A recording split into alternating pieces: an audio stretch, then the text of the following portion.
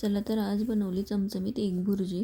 तर त्यासाठी मी कढईमध्ये तेल टाकले, नंतर इथे जिरे टाकून 2 हिरव्या मिरच्या कट करून टाकल्या, छान असं तेलात फ्राय करून घेतले. नंतर इथं कांदा टाकले, 2-3 कांदे कापून घेतले बारीक असे. कांदा टाकून नंतर इथे 1 चमचा मीठ टाकले, छान असं परतून घेतलं आणि कांदा चांगला लालसर परतून आणि हे करण्यासाठी मी कमी गॅसवर झाकण ठेवून दिलेलं कढईवर. बघू शकता लालसर झालेलं आहे. नंतर इथं मी टोमॅटो टाकून घेणार आहे आणि टोमॅटो टाकल्यानंतर पण थोडा वेळ झाकण ठेवून घ्यायचं. नंतर मसाले ॲड केले, इथं लाल तिखट, हळद, धना पावडर, थोडंसं मसाला आहे. त्यानंतर परतून झाल्यावर परत थोड्या वेळ आपण झाकण ठेवून घेणार आहे. आणि इथं मी चमचमीत आणि छान असं बाहेर खातो तशी टेस्ट येण्यासाठी पावभाजी मसाला टाकला आहे. तर नक्की टाका, खूप छान टेस्ट लागते. थोडी कोथिंबीर पण टाकून घेतली, मस्त असं छान परतून घ्यायचं आहे. आणि झाकण ठेवल्यामुळं कसं टाईम कमी लागतो आणि टोमॅटो पण विरघळला जातो पटकन.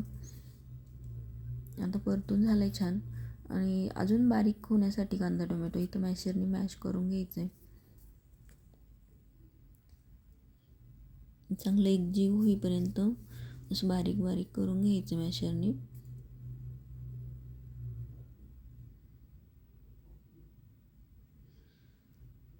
आणि परत परतून घ्यायचं आहे थोड्या वेळ.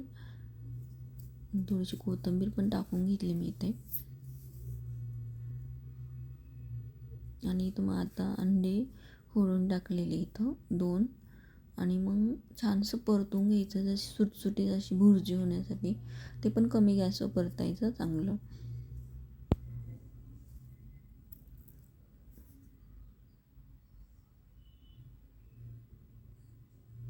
बघू शकता कलर पण आणि एकदम छान दिसायलाच खूप मस्त होते.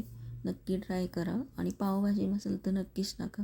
बघू शकता इथं सुटसुटीत अशी अंडा भुर्जी तयार झाली. ही तुम्ही म्हणजे आपण पावासोबत किंवा चपातीसोबत मस्त असं खाऊ शकता.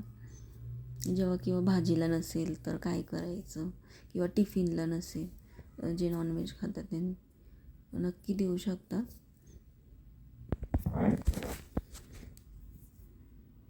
तर रेसिपी आवडली असेल तर नक्की सबस्क्राईब करा अशाच नवीन नवीन रेसिपीसाठी.